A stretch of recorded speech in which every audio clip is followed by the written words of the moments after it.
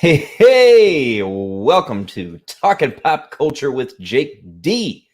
Thank you for joining me tonight. I just got back from my local Flicks Brew House and I watched The New Mutants tonight.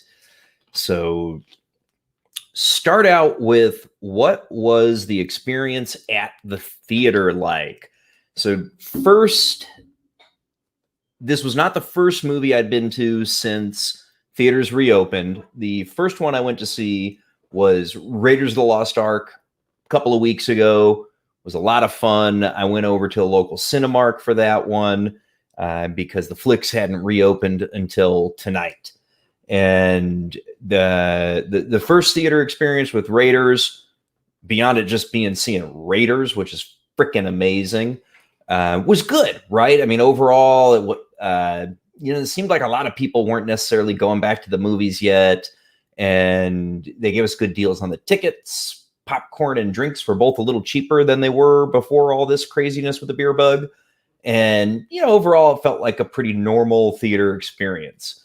Now, Flicks made a few additional changes to how they do the whole movie-going experience that was, I guess expected because they held off longer before they did the reopening, which kind of surprised me.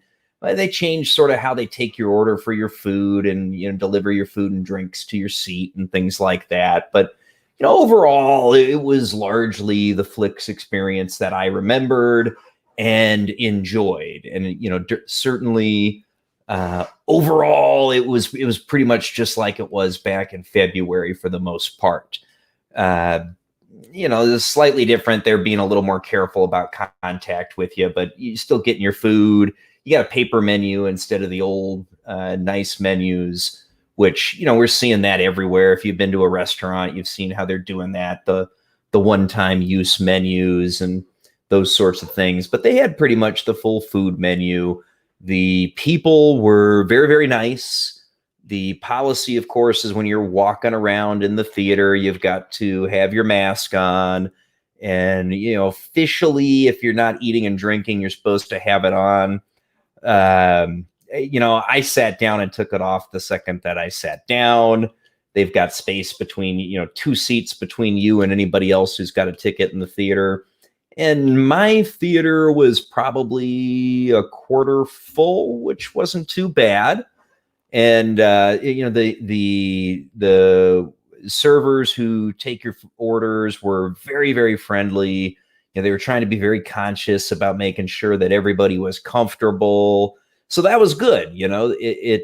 I'm encouraged by that because the people who may not be necessarily as comfortable as me being out and about with crowds of folks, I think that they, when they see that, they'll probably have their fears assuaged some, which is a good thing, right? I mean, I recognize not everybody's like me and completely comfortable, frankly, with things being like they were back in February. Even right now, I would have been okay with that, in April for me, right?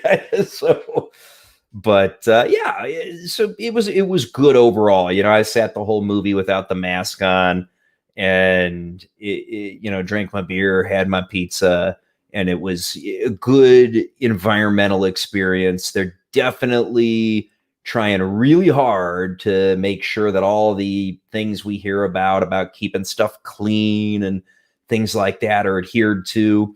They give us a little pre-movie thing about what they've done to make the experience better for everybody. They've even installed some really high-tech air filtering technology that, supposedly takes most of, not just bacteria and viruses and things like that out of the air, but allergens and, just anything. So it was a very clean experience. It was a very comfortable experience. And, Flicks definitely went the extra mile to try to make their customers comfortable. And that was good. It was important to me because I want other people to want to go back to the movies. All right, so New Mutants. this is a film that has been plagued with production problems. You'll probably remember that it was supposed to originally premiere, 2 years ago, maybe longer than that. And it's been through just production hell in the meantime. There's been, clearly there were multiple creative teams that had input on the film. Overall grade, I would give the movie, I would put it at probably a B minus category, a 6.5, 7 out of 10, maybe. And overall, decent movie.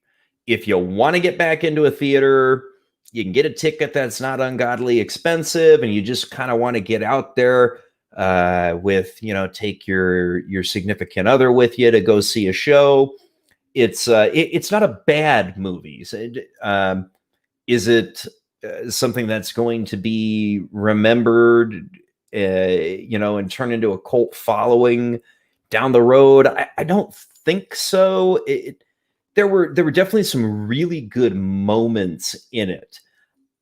I was particularly excited about this movie and the concept when I heard about it, because when I was a kid, the very first comic book that I ever purchased was a New Mutants. And it was, kind of my introduction to comic books in general was the New Mutants. And so getting to see that particular book adapted to the screen was something I was looking forward to.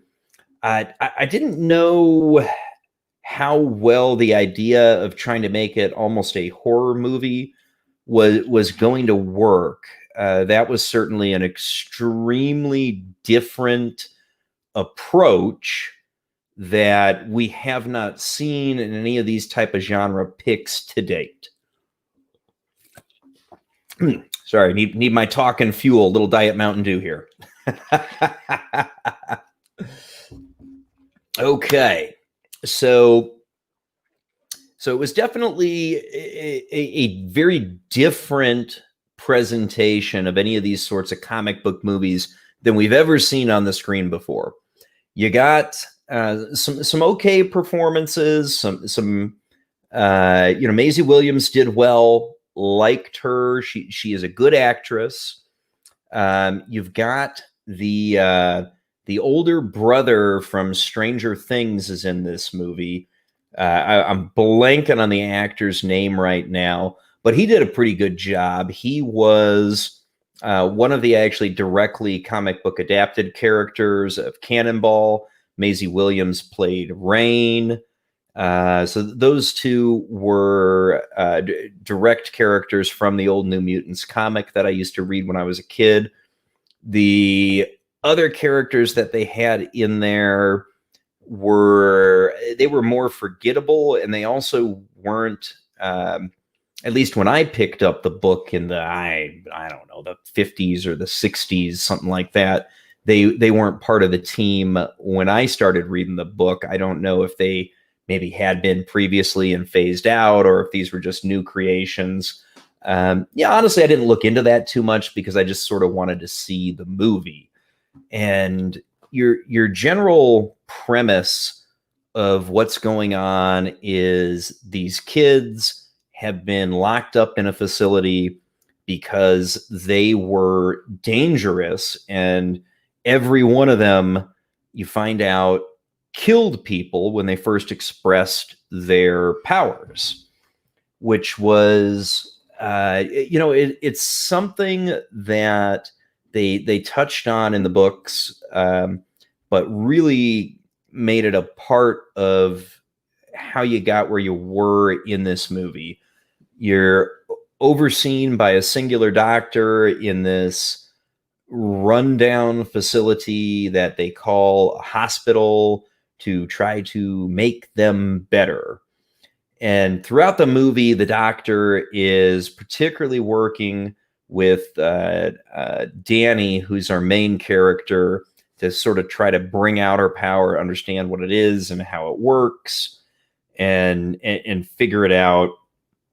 The doctor, Dr. Ramos, she is definitely wanting to help these kids get control of them, but we learn later, of course, that it's not necessarily for the best of end goals. They do want them to get control of their powers, but it's because they want them to be killers for the Essex Corporation, which, if you're a Marvel Comics fan, you will be familiar with.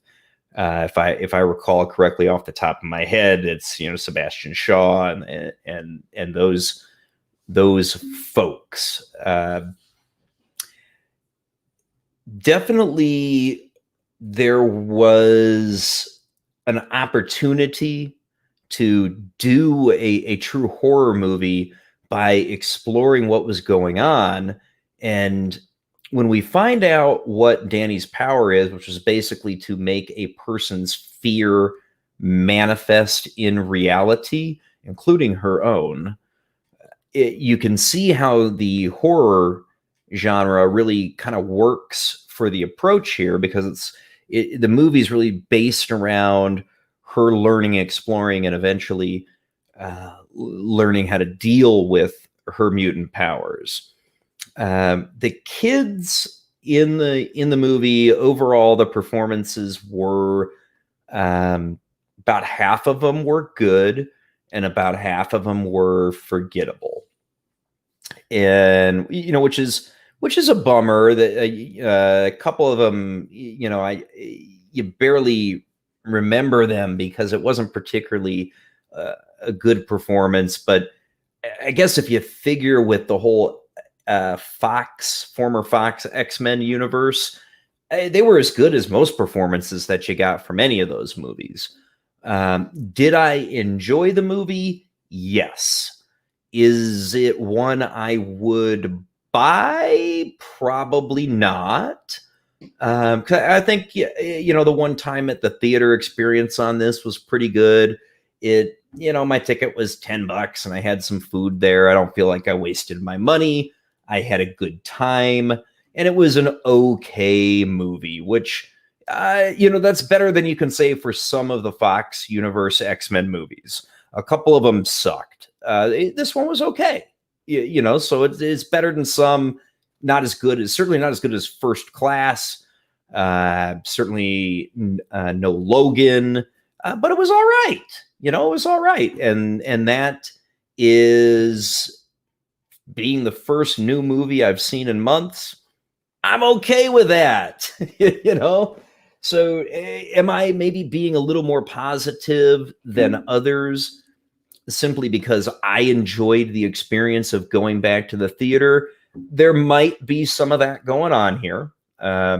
Distinctly possible. That's part of why I'm having a relatively positive reaction, because it was just cool to go see a new movie in the theater. I mean, I was happy just to do that.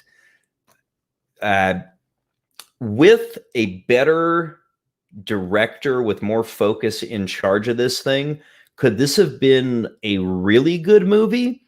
Yeah, it had the potential to be. It's pretty clear to me that this was intended to be sort of the next thrust of the Fox X-Men universe, because they definitely set this up for this group to go out and have some more adventures and experience down the line. We're never going to see it, which is kind of a bummer, because there was definitely some opportunity there. And were there any issues with identity politics in the movie? I am happy to say no.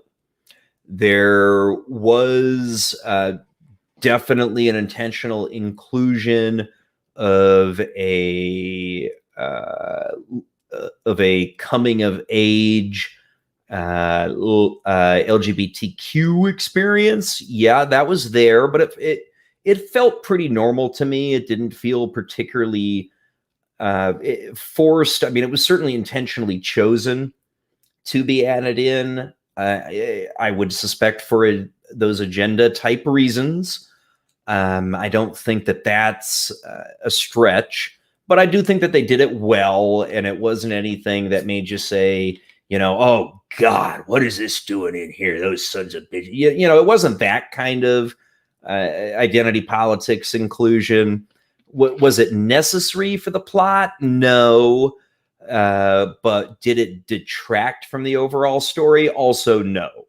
So that's in there. Just want to make sure to throw that out because there's certainly people who might key on to that. It's about halfway through the movie, give or take, when you're introduced to it.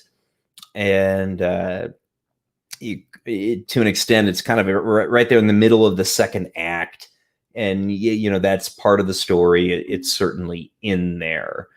The climax of the movie was done pretty well. I was a fan of it. I enjoyed it.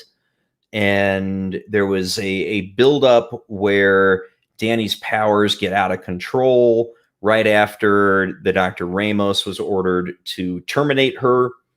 And Maisie Williams, in the character of Rain, was able to save her. Unfortunately, she had been knocked out, I guess would be the way to put it, sedated perhaps, but her power was going nuts, and which makes sense because it actually seemed to get the most out of control when she was sleeping throughout the movie. So that worked, and everybody's fears sort of exploded, particularly Ileana's, which were these really creepy, kind of like alien looking, these long, tall beings with these big fangs. And there was some pretty neat battle sequences where the kids started to use their powers in a controlled manner to deal with things. And so that was good to see. You got some decent use of the mutant powers, which I always like in my superhero movies. It's important to me, if you got powered characters, that you see the powers. And there's an element where sort of the themes of the movie mishmash some and clash with each other a bit, because it's trying to sort of simultaneously be a coming of age story mixed with a lot of horror elements, and where those two things conflicted or maybe vacillated back and forth between the two of them is where the movie loses the thread to an extent.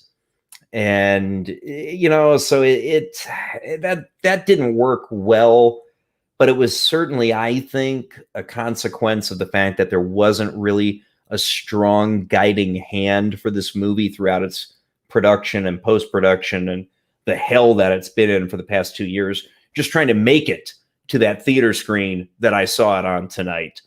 And, again, with a stronger director, these are going to get sorted out better, and you're going to end up with a better movie. But it wasn't bad. I mean, I really did enjoy it.